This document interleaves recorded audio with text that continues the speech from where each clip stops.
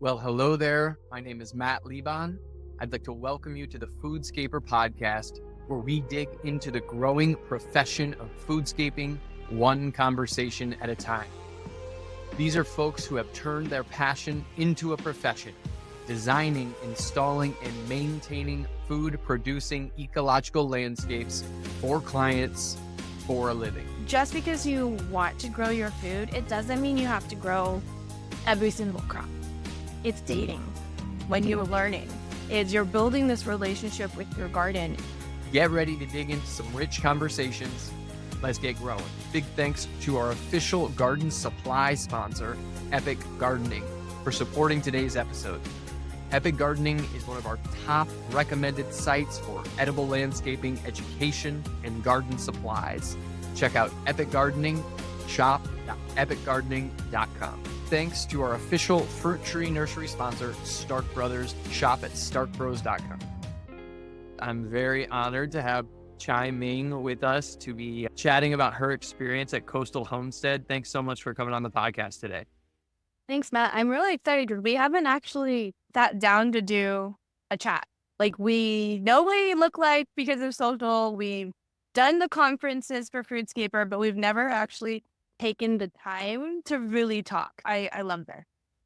Yeah, it's a beautiful excuse to be like, hey, I think you're awesome. Got a ton of things that I'm super curious to hear about your story. You've had some awesome presentations at the Foodscaper conferences where people have gotten to get to know you. I always like to do a little bit of research on everybody. I loved the first line of your website, a Los Angeles-based food and cut flower focused landscape designer and educator.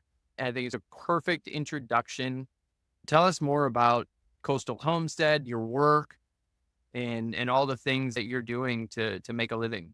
Yeah, so I am a lifelong gardener. I don't remember when I didn't garden. We all remember we did gardening with a grandparent or a parent, something like that. And so that's my gardening side and my love for it. I remember when everything shut down with the pandemic, I used to be in finance, spending hours a day at an office in front of spreadsheets.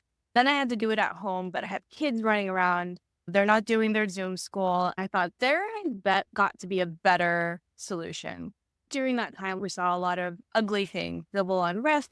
We are all human. What is our common denominator? Again, like my background's in numbers. So I'm thinking math, like common denominator, and it's food.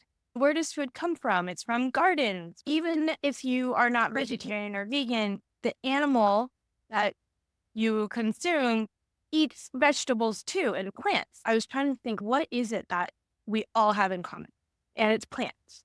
I like plants. And I thought, what can I do with plants? And in this time, this is 2020, 2019, I actually just bought the house that we're living in right now. And for those who don't know me, I live in Greater LA on 5,000 square feet. That's my entire lot. It is not big. Some of you probably have homes that are 5,000 square feet. When you go to my Instagram or see my garden tours, it looks a lot bigger because I become super hyper efficient.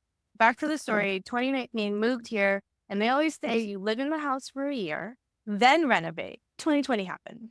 So I was like, okay, let me just scrap my front lawn, which is not big. It's probably, 15, 20 by 30. And I didn't want to pay $60 a month for some guy to mow the lawn. I was like, I'm going to just grow food here. And in that time, I've noticed that I met neighbors I never saw before because that was the only thing we were allowed to do, garden and walk outside. Yep. And a light bulb went off because this is right around July. Wait, I can do this for other people. There's no food on the grocery shelves. I have it in my front yard. I'm meeting people. They want to know. And so that's how I fell into this. Then I would say I took the next 9 months, and I talk about it in some of your Foodscaper conferences where I took the next 9 months to say, okay, I'm going to turn 40 in March 2021. How am I going to end my 30s? And really, what am I going to do? Because you have this little bit of midlife awakening. What have I done with my life? Especially if you're a parent and maybe you're not that happy with your current occupation. So, and also I had the pandemic thinking of what can I do to help as one single person? Because of that common denominator concept, I thought if I can teach someone to grow then I personally believe it's a life skill. I'm sure you think that too, where if you know how to grow your food, that is something you will carry all the way to the grave. There's a certain level of security just knowing. We live in a very urban area. We don't have farmland. We will never be able to grow 100%, right? But if you have that knowledge, you carry it with you and you will not feel like you're scared when something else happens. Having the business background that I have, it positions me to plan my steps forward. I have an MBA, but you don't need that to succeed. You do need to know some info, and that's what I try to distill into the Foodscaper Conference, sharing an Excel spreadsheet of how you would price and how you should think about your year. And you need to do it every year. Yeah, there's so many things there that I'm hearing you talk about, just like this lifelong skill of gardening and how amazing that is. And it made me think of just like how once you have it as a parent, like you're just have no choice but to pass it on to your own children. Yeah. And then this idea of when you're in the corporate world and you're forced to be beholden to profitable numbers and plan the year, those are just built into the fabric of working within that culture. Those are things that if you want to do this for a living, they have to be a part of your own business cycle as well. Yes, it's not a passion project. If you want this to make money, because at the end of the day, no matter how passionate we are, we still need money to keep a business afloat, to hire, all of those things. Yeah. So I want to get into all that stuff. And that's, of course, the meat of the Foodscaper. But before we get too far down that rabbit hole, I'm just curious. You mentioned you grew up around the garden. I'd love to hear a little bit more about if there's any stories that come to mind for you or any influential family members that really helped instill that connection to the garden, because I didn't have that. And I think when I hear these stories, it makes me think this is what my kids will have, Yes. is that, and that's so exciting to me to know that we in one generation can turn that narrative. So I was actually born in Taiwan and I came when I was 3. We didn't have a lot of money. And I think my dad came first with $1,000. And back then that was a decent chunk, right? But that was it. There was nothing else. He was a student and he didn't have a job. He was getting a PhD and a master's in science stuff, right? It's not like we had a lot. We lived in an apartment. Every year we would change an apartment just because the rent would go up if you stay. So we would switch. One time we moved across the street. That picture is to say I didn't come from a ton, but what I was lacking in funds, I was rich in culture and experience. When you come to the US and you don't know anyone, you tend to find your new family. We didn't have blood family here, and we still don't really.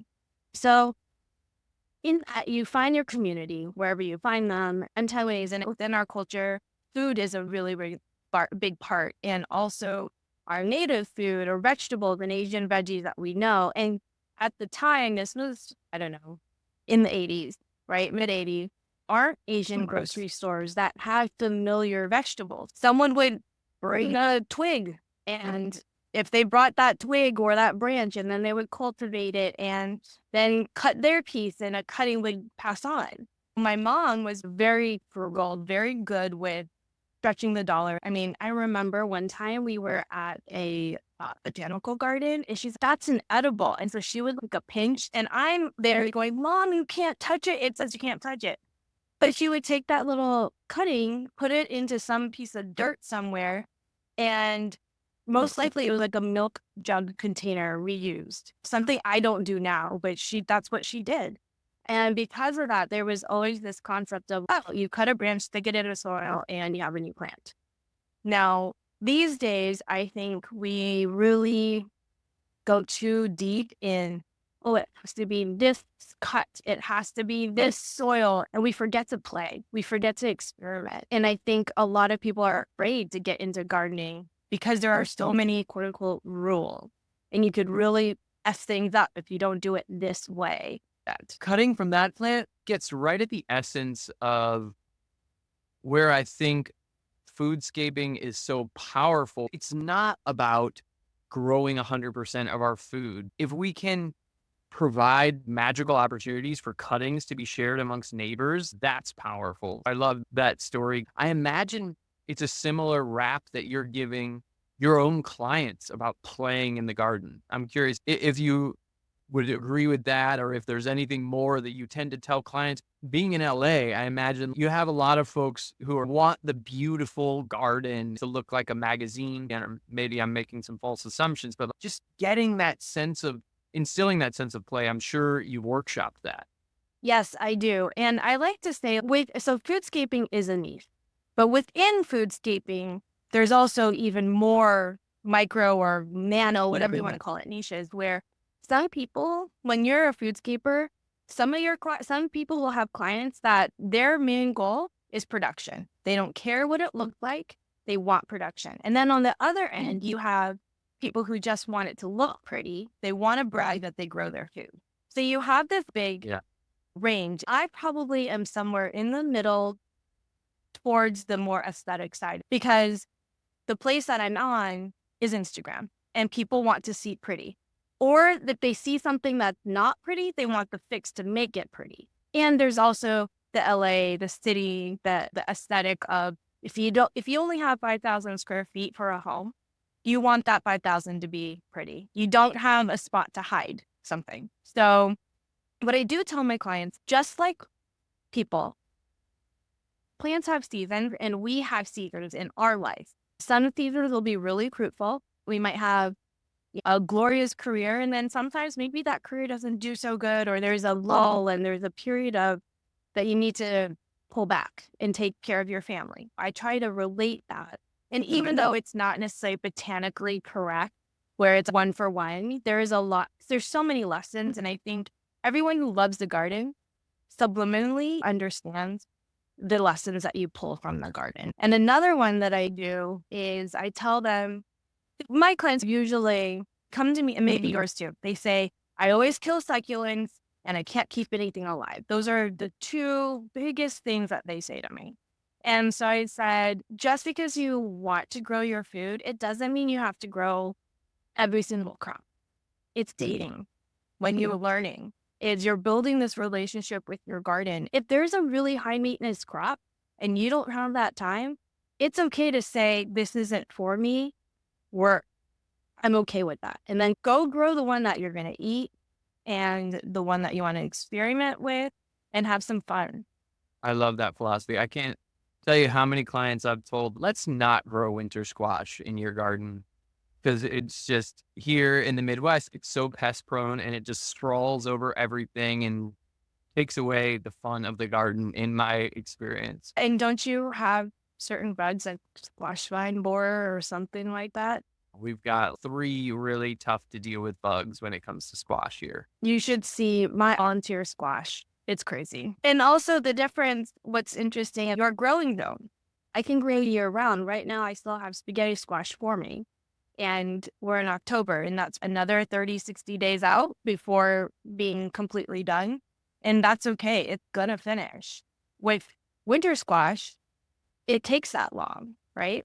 Oh, yes. One day I'll get to enjoy the Southern California climate. It seems very dreamy in that sense. The fun never stops and there's less pest and disease pressure, but I want to learn more about. I wouldn't say there's less. It's different. Okay. This is really important for the Foodscaper listeners or those aspiring to join. When you're about to start, if you're thinking about this as a career but don't have any background, like I didn't have background other than being a lifelong gardener and 1 year working at a nursery. Industry experience, don't have a whole lot. Compared to in finance, I had 17 years. I have an MBA, I have an undergrad degree in accounting. So that in comparison, I'm not prepared to be a foodscaper, right? However, whatever career path you've had so far, there's experience you can pull from. And I was thinking about this as I was preparing for our conversation today. Let's say you're a call center person. You really know how to talk to people. That is a really key skill. I was in spreadsheets all day. I don't really want to talk to people sometimes. If you want lead, you got to talk to people. Just look at what you've done and not necessarily your work stuff, but really the skills, the soft skills is where you're going to succeed. So how do you spend your time? What does your day look like, and how do you craft that to work for you? So that was another reason why I got into this, because I wanted to be available for my kids. They are now 9.5 and 11. And so I started, 2020, 2021, so 3, 4 years ago. And I want to be the one to pick them up. I was very focused on what is the life that I want and how do I make this business support that? Because if you have a 9 to 5, you are not picking up from school, you're rushing home, and then you have a few hours before bedtime. It's not what I wanted. If I was going to stretch my neck out there and really hustle, then it has to be worth it. And so my day, usually I'm up by 6 something and I'm posting on Instagram or checking messages and emails. Then I take my kids to school. Then I come back, and some days, like tomorrow, we're going to do a client visit and plan out the fall. Today, I'm doing a podcast with you. And then I might do a potential client visit for those who don't have the budget to pay for marketing. Really leverage social media, especially for your local area. If you don't have a degree in horticulture or a degree in some type of plant related, ag related, but you still want to be a foodscaper, I think showing versus telling is really important. Showing people that you know what you're doing through video, photos, and stuff on Instagram has been instrumental in my growth. I think it's an incredibly powerful tool for legitimizing yourself. Yes. Yeah. I always think about some of the things I buy, and I'm like, I've been following this person for a while, or this product, like, to see, is this legit? And then eventually you pull the trigger and you're like, okay, they've proven it to me. Sometimes it takes a long time. There are people who follow me for 2 years and are just now starting to hire because they just bought their dream house and now they're ready for the garden.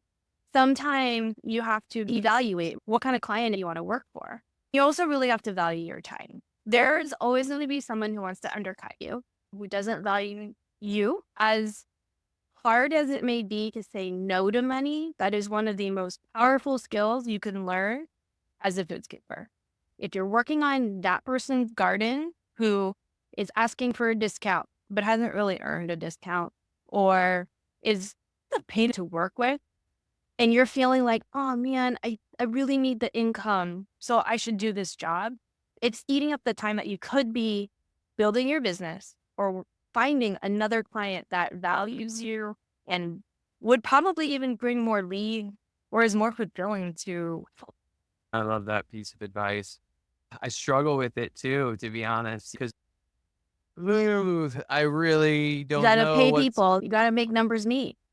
even breaking even sometimes is better than losing money. Even if I'm not making money, we got to work.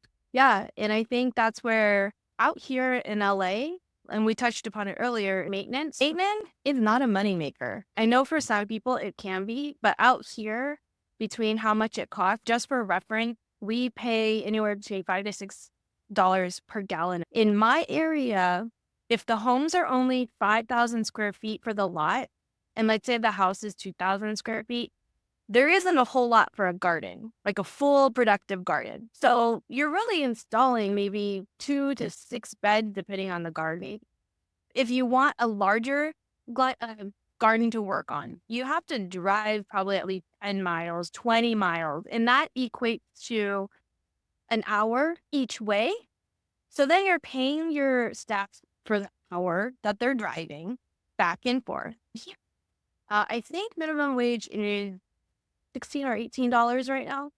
And so if you want someone that you can comfortably send, foodscaping and knowledge of growing food is so niche that you can't send a regular gardener because they will mess it up.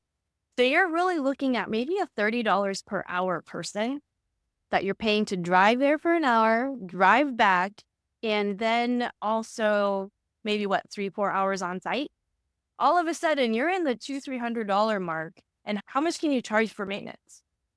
That's before paying for gas. And if you want to do it weekly, right? So that's $300 for one visit. Yeah. And you want to do it weekly? That's $1,000. Who's going to pay that for 1 or 2 beds? So we actually don't do weekly maintenance, passed off a lot of the weekly. And we have kept one garden that is a bi-weekly, so every 2 weeks or so. And it's more of a high touch client. So that's fine. And then we usually just do seasonal Yeah. refreshes because I think that's the best arrangement for the client and us in order to manage a small team. And honestly, that's how I garden too. Yeah. I think it's a waste of time and money. Yep. Yeah. So I want to put a pin in this idea of, okay, the maintenance isn't working so well. I want to learn about what does work well financially. But before we move on to that, dive into this idea of refreshes. And that makes total sense to me. It's how I garden as well. But within our industry, I haven't heard that terminology so much. Walk us through a refresh and maybe describe it the way you would to a client Yeah. so we can hear that communication. Most clients now, I can just send an email and say, hey, how's it going? Send me a photo of what your garden looks like right now. I prefer to have fewer clients at higher ticket than a lot of clients at lower ticket. So my clients tend to be a little bit more high touch. The reason why I don't set a set price for every single month or every single refresh is because prices have changed a lot. And we noticed that every year we have this bag of compost that we always swear by and we always use. In the time that I've been in business, it's gone up $10. So it's those types of things where I asked the client, I said, hey, can you send me a photo of your garden right now so we can schedule your refresh? It might take them a week or two sometimes, so I might have to send a couple of reminders. And then I get the photos. We're dealing with people who do not necessarily have gardening experience. Some of them wanted to set up irrigation, some didn't. And so with seeing a photo, especially if you're an experienced gardener, you know what needs to happen. You can see whether the soil is really low beneath the edge of the bed. So then you're going to have to add soil, bring compost. A refresh in general is my team coming. We wipe whatever annuals that need to come out, crops, right? We'll keep the herbs and perennials in, but we pick and choose what comes out. And then we will put new soil because it always goes down in the beds. We'll add more amendments, whatever it needs for the rest of the season. How do you describe a refresh to a client? If you say, hey, we're going to come plant your garden in March, and then we're going to come by for a refresh. And Yeah, seasonal refresh. and how often is it generally? Every few months? So if anywhere between, I would say 2 times or 3 times a year, depending on how good the client does and how well the garden is performing. Because in California, we really only have 2 seasons. It's hot and cold, or hot and cool even. Some clients, they go on vacation and then everything died. Yeah. So we might do a mid-season refresh where the refresh itself is like a haircut, right? You go in, you get a wash, a haircut, and then you're off on your way for the next 3-6 months, something like that. Or similar to that. What analogy? That's great. And I talk in analogies because it's the easiest way to reach the person on the other side to be like, oh, I've gotten a haircut. I know what that's like. When we onboard clients, we talk about our process is we'll design and install it. And then we'll say, after that, we'll reach out to you when it's time for the seasonal refresh. So they already know that for the new season, we'll bring all the plants, the amendments, soil, whatever their garden needs. And that's why the photo is really important. Because with climate change, we all know that the weather's all over the place. If I can see that their garden still looks decent and we still have probably another month of warm weather left, I'll say, hey, let's not schedule in October. Let's schedule in November. Let's let your fall tomatoes finish, your squash finish, because we also get random heat waves that would kill off your brassicas and all that stuff that wouldn't be happy. It's a delicate balance, and that's why I say high touch, because there's a lot more involved. It's not just, okay, it's time to schedule. And not everyone wants to work that way, but I like to do it this way. So then I feel when I come, I'm prepared. When you're about to cook You gather all your ingredients, you gather all your recipe stuff, and then you cook. You don't want to come on site and start making your client's garden and you don't have stuff. There's been some times where I'll go outside of my process like this. I've asked him for a photo and we'll just go because it should be easy. It should be, right? And there shouldn't be any surprises. But without that photo, I've shown up and then been completely flabbergasted as to where did all this soil go? Why did it compact so much? And this particular example, the client had gone through because they didn't like how it looked, even though it was a normal end of season look. They went and they took out all the plants, but didn't shake off the soil. So the roots of the plant grabbed all the soil and it left. One of my biggest pet peeves in raised garden beds are when the soil is way below the soil line, because the entire point of having a raised bed is having full control of your soil. It's the Thanksgiving meal for your plants.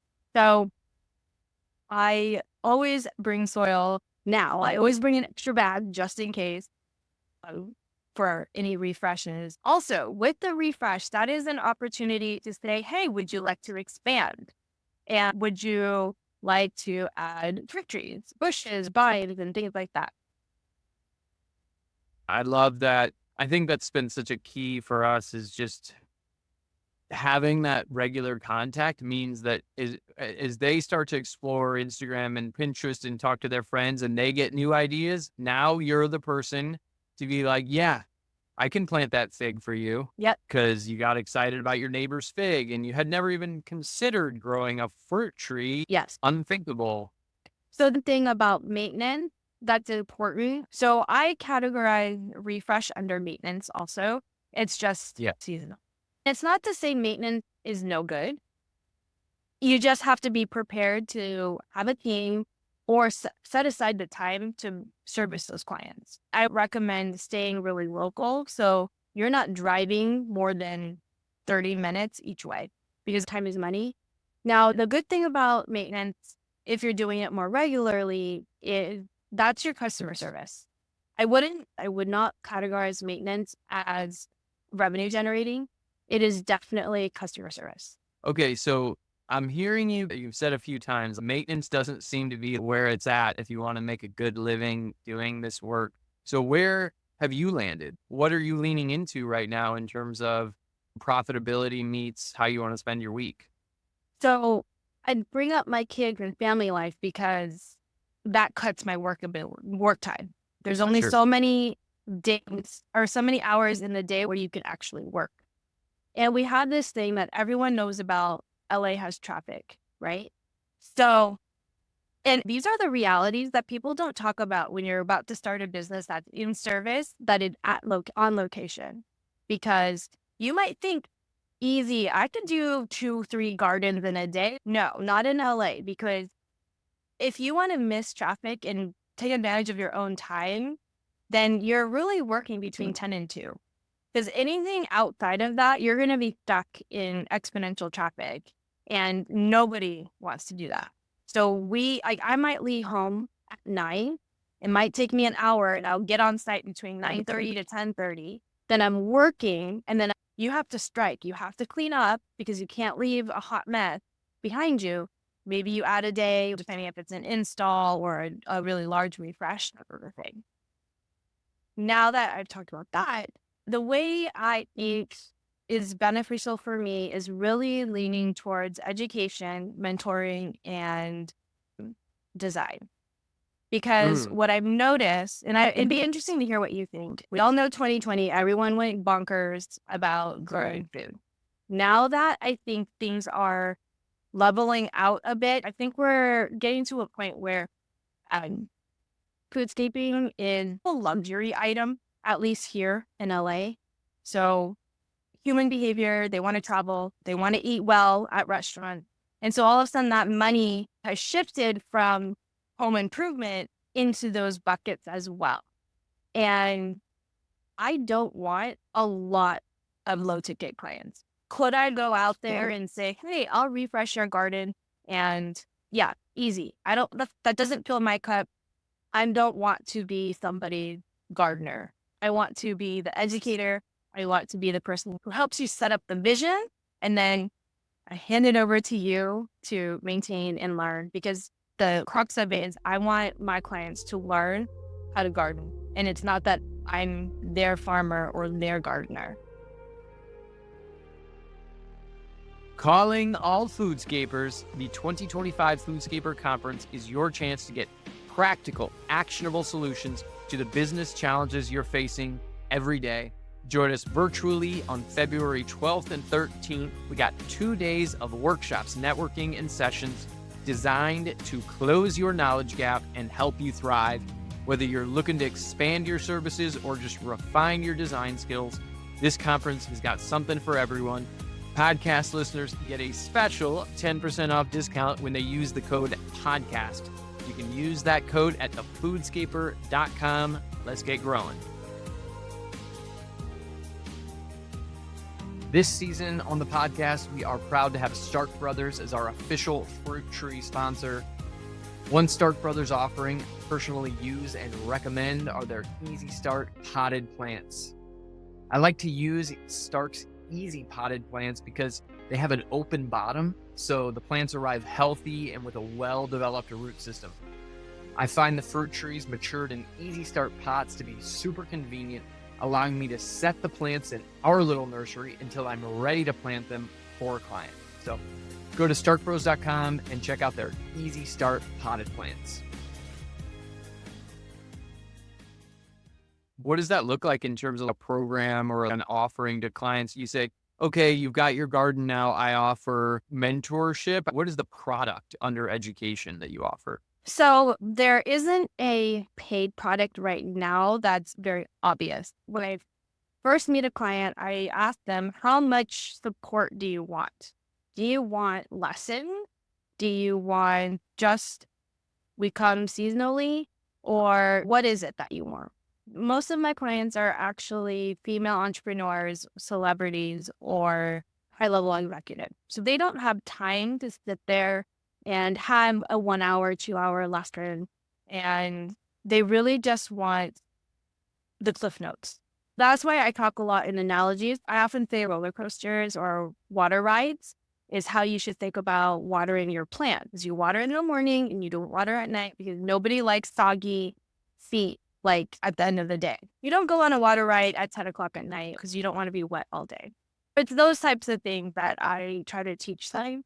Starting in 2025, I'm going to be opening more mentorship for small business.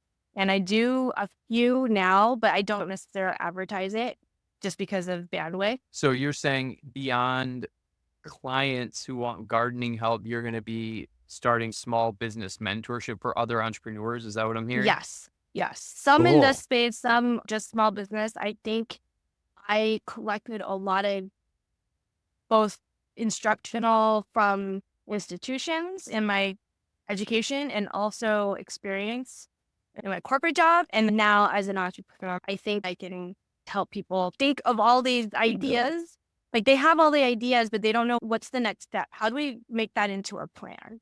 So yeah. So I think there's just so much that needs to be done with education. Part of the reason I don't have a program yet and I struggle is the morality of it, because I feel that learning how to grow your food should be a free thing.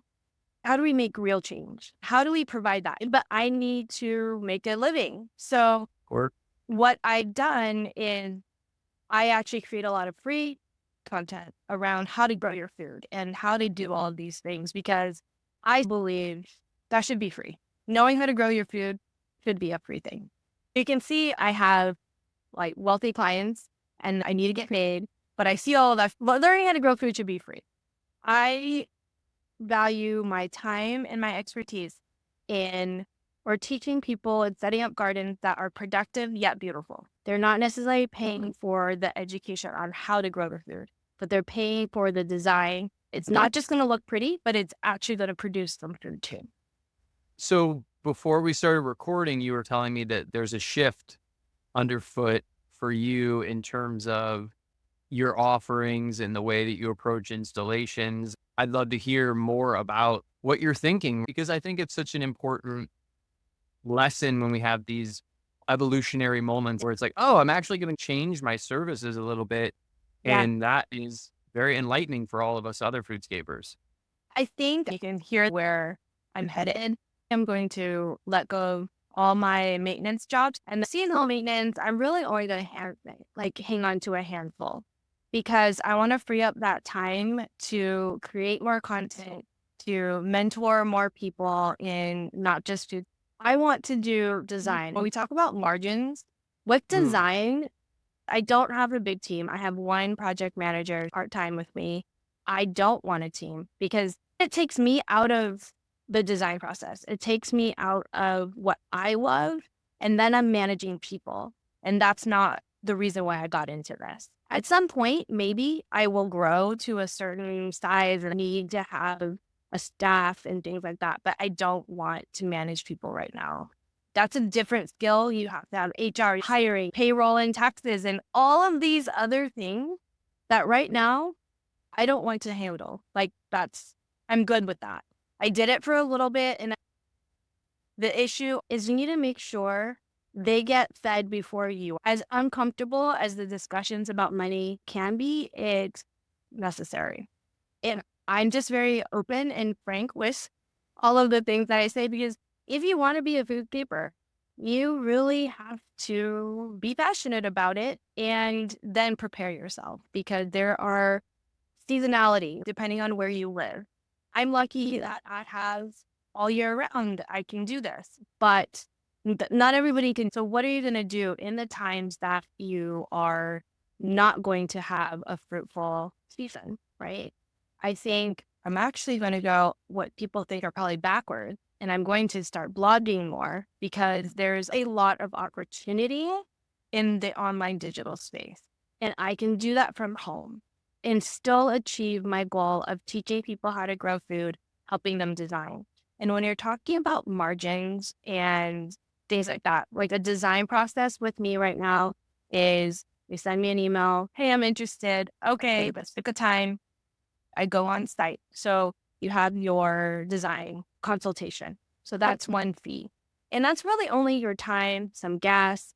I bring my project manager. So it's not a whole lot in terms of material costs or trying to collect all the things that you need.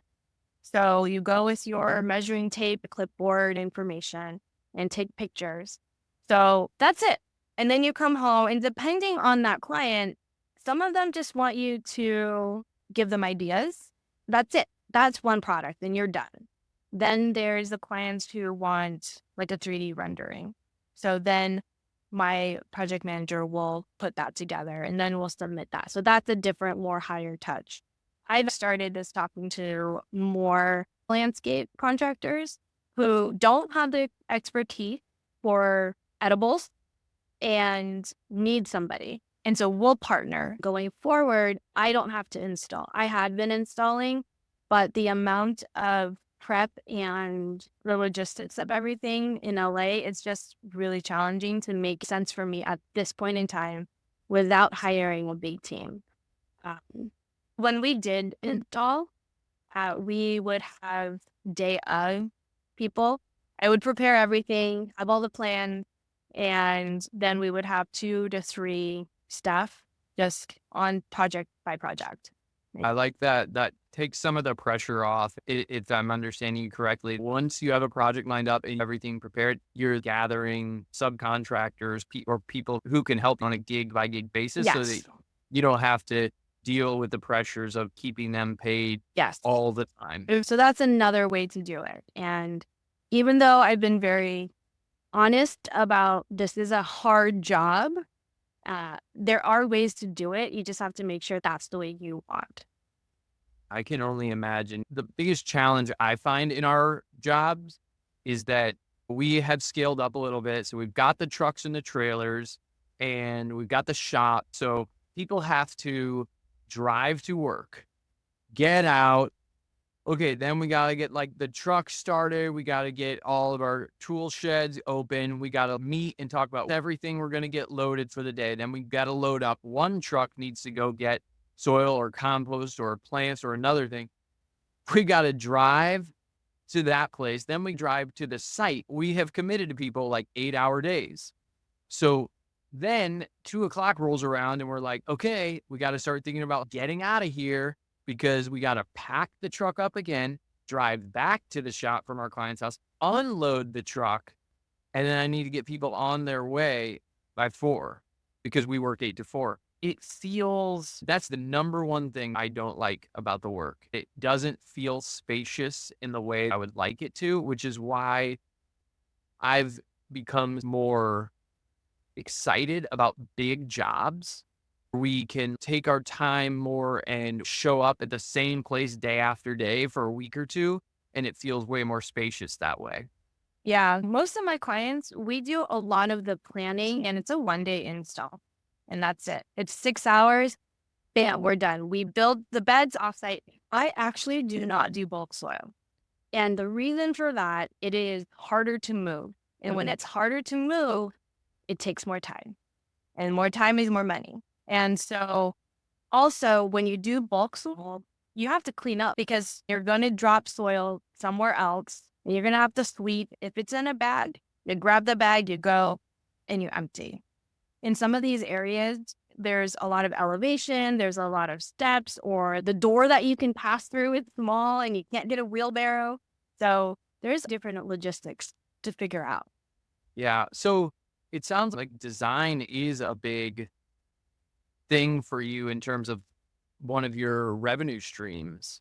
Are you using any particular design software that you feel good about and that you'd recommend? How did you learn the design piece? YouTube. YouTube University. Yeah, we do SketchUp. So I should clarify that in California, we have a lot of rules of what you can and cannot do with and without a contractor license. I don't have one. And so what happens is we do ground, and that means I'm not trenching. I am not leveling more than 1 or 2 inches. And so what I do is I actually have our client work with whomever they want to work with to prep the site. So that way, because that's the heaviest lifting, is getting that site ready, right? Like we'll do some minimal just to make sure the beds are level and things like that. But if the site is not ready, I will not touch it. Legally, I cannot. And I don't want to pay for it because I don't want to find a team, because the person who can grow a vegetable or plant a garden is not necessarily the person who's going to have the brawn to be able to do that. And also, then you're going to have all of your machinery and things like that.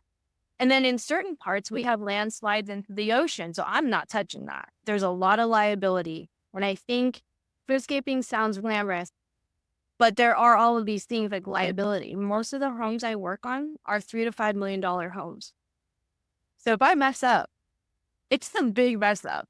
And that's why I try to mitigate the potential of things happening. Yeah. So with irrigation, we do drip irrigation, and we have the homeowner work with their gardener or whomever they choose to trench the way we want them to trench it. And okay, I need stub ups here and here. This is where it's going to go. We take it from the drip line situation.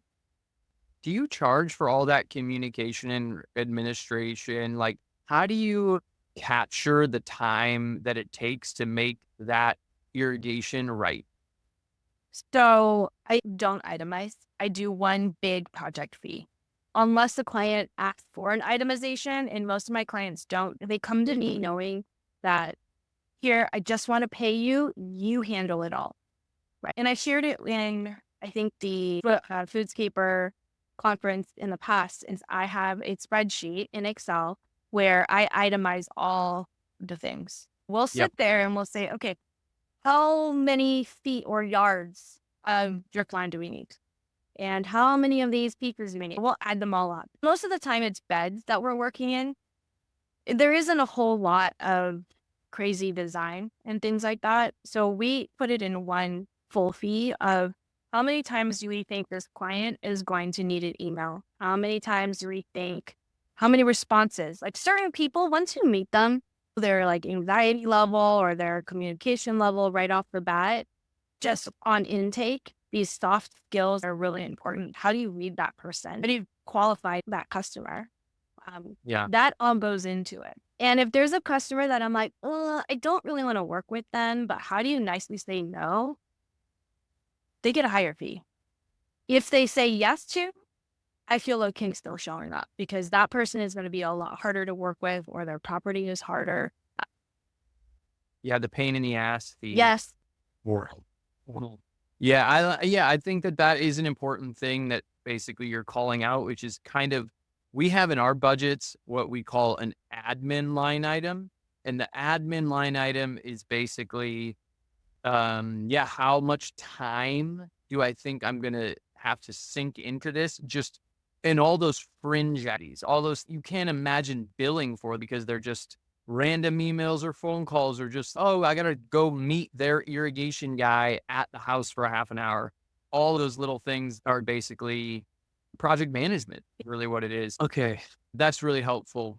So you mentioned several times about your clientele, right? I thought it was super cool that you said female entrepreneurs is a niche of yours. That's amazing. Rock on female entrepreneurs. We need so many more.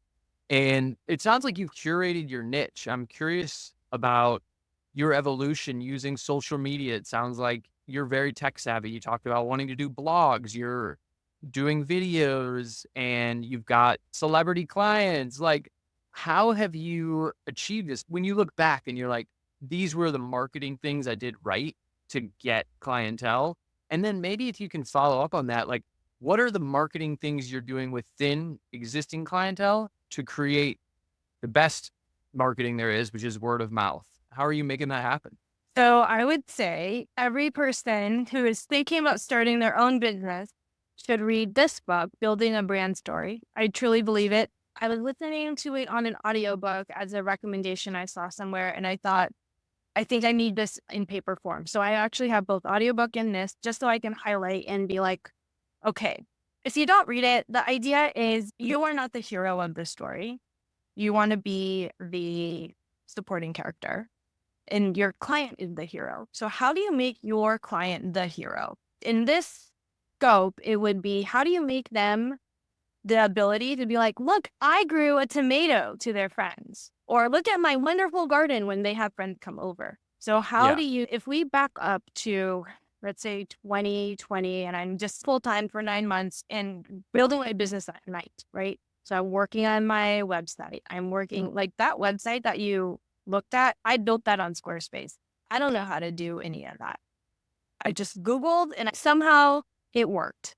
If you're just starting out, I would not invest in a website right now in terms of paying someone. It's important to have a website, but that it is possible to DIY. Like with Instagram and social, I'm born in the 80s. I'm 43. I had to learn it. I was in college when Facebook came about. And so actually that's a really important thing. It was 2000, I graduated 2004 from Claremont McKenna. And 2003 fall, I want to say is when Facebook came out. And I Yeah. will say the classmates who graduated before me, who did not have Facebook during college, they do not use social the same way. And those who came after do. And Facebook back then was you got to connect and meet with your friends. And that was it. It wasn't a whole lot more. And then obviously whatever it is today. So I bring that up because social media is word of mouth. We don't think of it that way, but how many times have you seen a video you liked and you sent it to a friend? That is word of mouth. So if you think of it that way, like, and you don't have to be great at Instagram or any of these platforms. I say pick one platform and post your work, post the behind the scenes of how you do things. I can't even tell you how many people have talked about growing a tomato. I don't want to talk about it because everyone else has talked about it. However, people want to know how I grow a tomato. And that's where it's really interesting.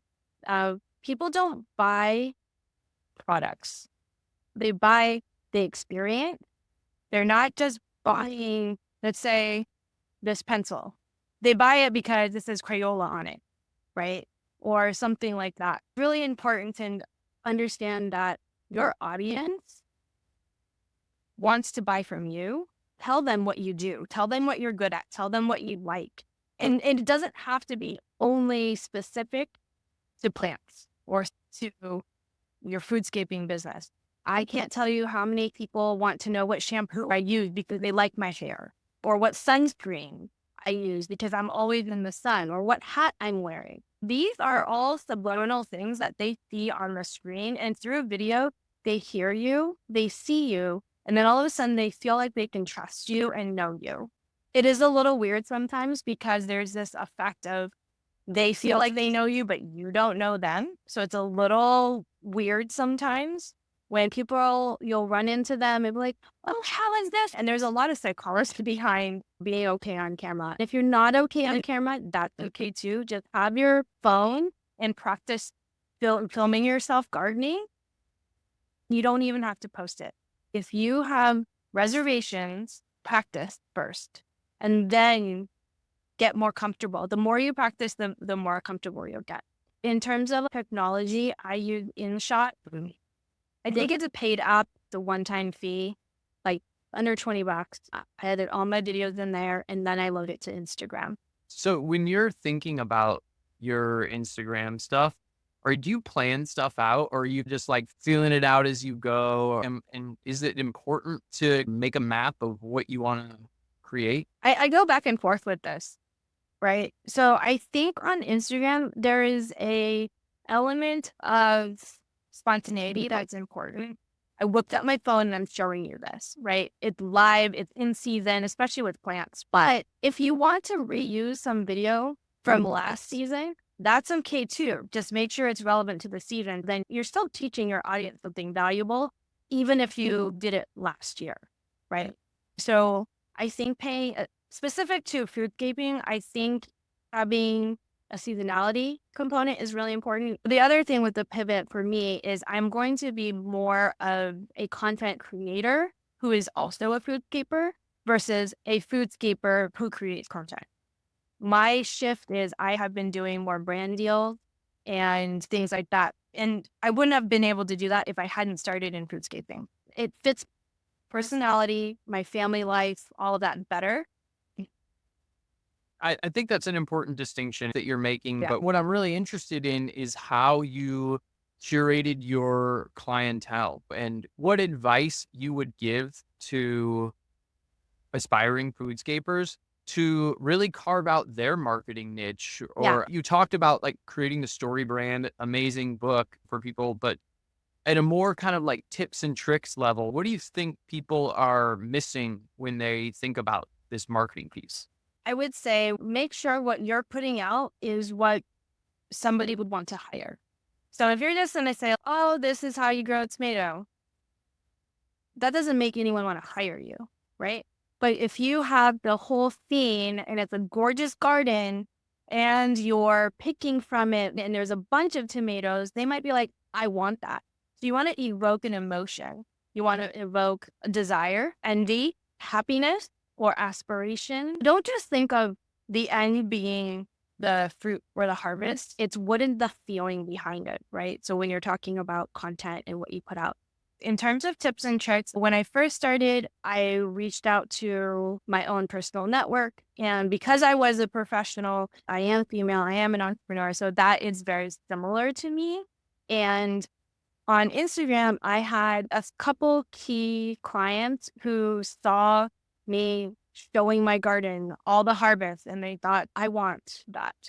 And so they reached out, and then through their network, so if they would recommend me, then that person would go online, look at my feed. It's your online billboard is how I treated it in the beginning. So it's a free billboard, so you might as well do it. Yeah. And that's why if you are primarily a foodscaper and you want to use social as a tool, as a billboard, as a funnel potential, then that is important. Now, the thing with social media is to tag your location because that's a signal to the platform to say, hey, Matt's in Missouri. So we should send more people in Missouri who might be interested in this. Now, that's not within your control of who else gets to see it. If they're not in your local area, they're not going to hire you unless you have a virtual service, right? Right. So then all of a sudden you're talking to thousands of people, which is exhausting and time consuming, and you may not have that many warm leads. I noticed that because yes, I grew a great following on Instagram, but where are all the leads that I can work on here in LA? The number is much smaller, right? So I looked at what's around me, different activities, socializing, and I think it's important to show up at trade events. I think it's important to meet other people who are in landscaping, even if they're not in edible landscaping. And another thing that I've done is I went to the Pasadena Showcase House. It is actually a design house. You work with interior designers to flip basically a mansion. And I was on the exterior team. We had 4 or 5 exterior designers. We flipped the outside, interior flipped the inside, and there was 20 or so.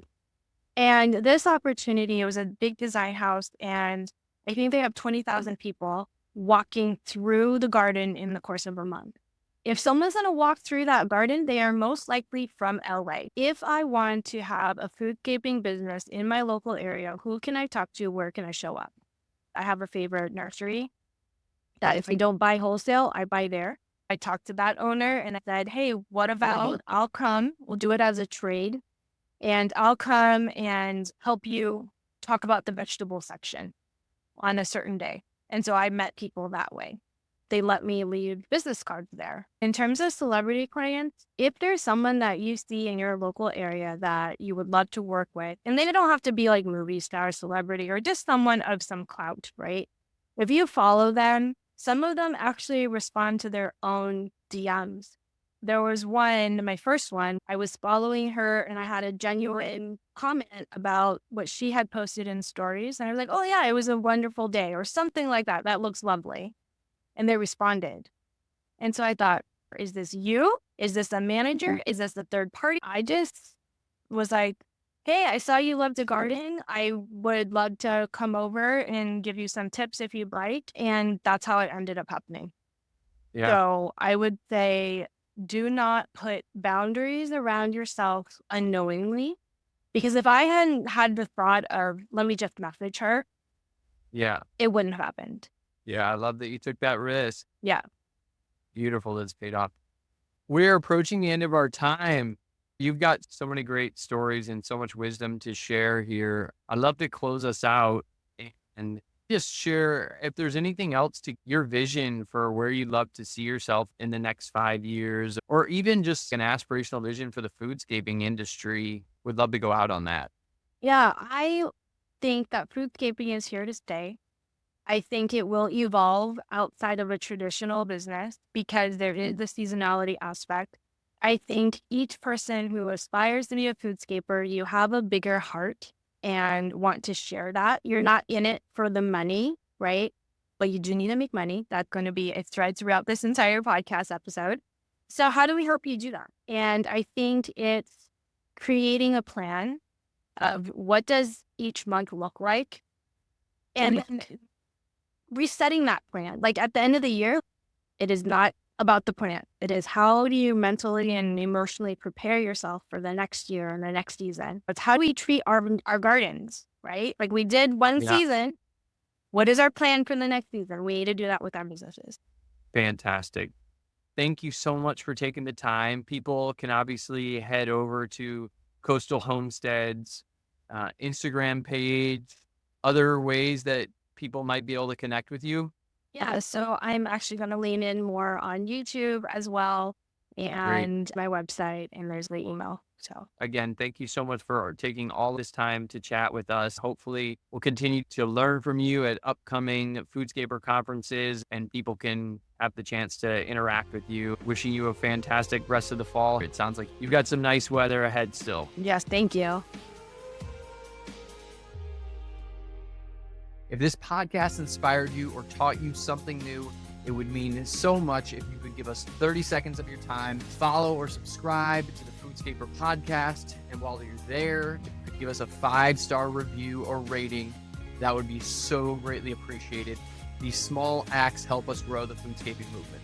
Thank you for listening to the Foodscaper Podcast. Keep growing. A big thanks to our podcast sponsors, Epic Gardening and Stark Brothers Nursery. Thank you both so much.